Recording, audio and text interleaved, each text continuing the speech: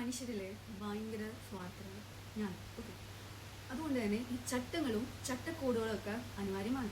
എന്നാലും നമുക്കറിയാം കോടതിയും നീതിന്യായ വ്യവസ്ഥകളൊക്കെ ഉണ്ടെങ്കിലും ഇതെല്ലാം പാലിക്കപ്പെടുന്നില്ല. സാധാരണക്കാർക്ക് അത് നോക്കി കാണുമ്പോൾ ഒരു പേടിയില്ലാതെ അയ്യോ എന്തെങ്കിലും ചെയ്താൽ പോലീസ് പിടിക്കും അല്ലെങ്കിൽ ജയിലിൽ പോകേണ്ടി വരും. ഇനി ഈ പോലീസ് സ്റ്റേഷൻ, പോലീസ്, വക്കീൽ ഇവരുമായിട്ട് കുറച്ചും കൂടി കണക്ഷൻസ് ഉള്ള ആളുകളെ സംബന്ധിച്ച് ഇതൊന്നുമല്ല. അവർ കുഴപ്പമില്ല, ഞാനത് ഡീൽ ചെയ്യാം. ഇനി ഈ ഇത്തരം മേഖലയിൽ ജോലി ചെയ്യുന്ന ആൾക്കാരെ സംബന്ധിച്ച് അവർക്ക് കൃത്യമായിട്ട് അറിയാം എങ്ങനെ ഈ ലൂപ്പ് ഹോൾസ് പറയില്ലേ, അതായത് കൃത്യമായിട്ട് എങ്ങനെ ഇതിനെ ഒഴിവാക്കാം, എങ്ങനെ ഈ കുരുക്കുകൾ അഴിച്ചെടുക്കാം എന്നുള്ളത്. അപ്പൊ എന്താ, ഇങ്ങനെ ഓരോ മനുഷ്യരും ചില സാഹചര്യങ്ങളിൽ അവരുടെ സ്വാർത്ഥ താല്പര്യങ്ങൾക്ക് വേണ്ടി ഞാൻ ഓക്കെ താല്പര്യങ്ങൾക്ക് വേണ്ടി എന്തിനൊക്കെയോ ഇങ്ങനെ വളച്ചൊടിക്കുമ്പോൾ ഈ കാണുന്ന കുടുംബങ്ങൾ അല്ലെങ്കിൽ ഒരു കൂട്ടായ്മ, സമൂഹം, ലോകം, മനുഷ്യര് ഇവരൊക്കെ നിയന്ത്രിക്കേണ്ടതായിട്ടുള്ള അല്ലെങ്കിൽ ഏതെങ്കിലും തരത്തിൽ ഇവരൊക്കെ ഇങ്ങനെ നല്ല ഭംഗിക്ക് കൊണ്ടുപോകേണ്ട എന്തോ ഒന്ന് വേണമല്ലോ, വേണ്ടേ? അല്ലെങ്കിൽ ഒരു അവസ്ഥ ആലോചിച്ച് നോക്കുക, ഞാനങ്ങ് മോഷ്ടിച്ചു, എനിക്ക് കാശിന് ആവശ്യം വന്നു, ഈ മോഷ്ടിക്കാന്ന് പറഞ്ഞാൽ നല്ല കാര്യമൊന്നുമല്ല, ശരിയല്ലേ?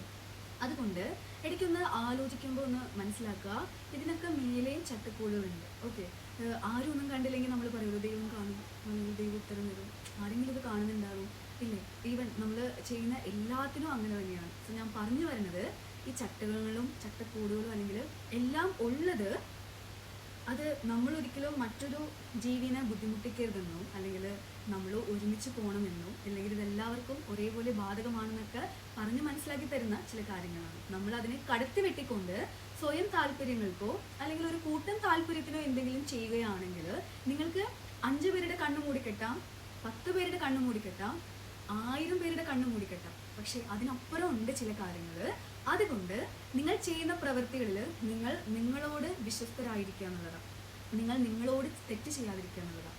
ഈ പറയുന്ന കർമ്മം അല്ലെങ്കിൽ എന്താ പറയുക, എല്ലാത്തിനും റിസൾട്ട് ഉണ്ടാകും. നല്ലത് ചെയ്താൽ നല്ലതാണെങ്കിൽ, മോശമാണെങ്കിൽ മോശം. ഇനി നിങ്ങളോട് ചെയ്യുന്ന മോശത്തെക്കാളുപരി നിങ്ങൾ ചെയ്യുന്ന ഒരു കർമ്മം മറ്റൊരു വ്യക്തിയുടെ പ്രത്യേകമായിട്ട് അത് എന്താ പറയുക, ശുദ്ധ മനസ്സുള്ള ഒരാളാണോ അല്ലെങ്കിൽ ഒന്നും അറിയാത്തൊരു വ്യക്തിയാണോ അല്ലെങ്കിൽ തീർച്ചയായിട്ടും നിങ്ങളുടെ ഒരു പ്രവൃത്തി മറ്റൊരാളുടെ മാനസിക, സാമൂഹിക, സാമ്പത്തിക കാര്യങ്ങളിലൊക്കെ ബുദ്ധിമുട്ട് വരുത്തുമെങ്കിൽ അറിഞ്ഞുകൊണ്ട് അത്തരം കാര്യങ്ങൾ ചെയ്യാതിരിക്കുക. അഥവാ ചെയ്ത് പോയെങ്കിൽ കൃത്യമായ പരിഹാരങ്ങൾ കണ്ടെത്തുക. അതല്ല എങ്കിൽ തീർച്ചയായിട്ടും അതിനു മേലെ ചിലതുണ്ട് എന്ന് നിങ്ങൾ മനസ്സിലാക്കുക. അതിൻ്റെ ഒരു കർമ്മഫലം നിങ്ങളെ തേടി വരും. അതങ്ങനെയാണ്. അതുകൊണ്ട് കഴിവതും നിങ്ങൾ നിങ്ങളോട് നീതി പുലർത്തുക.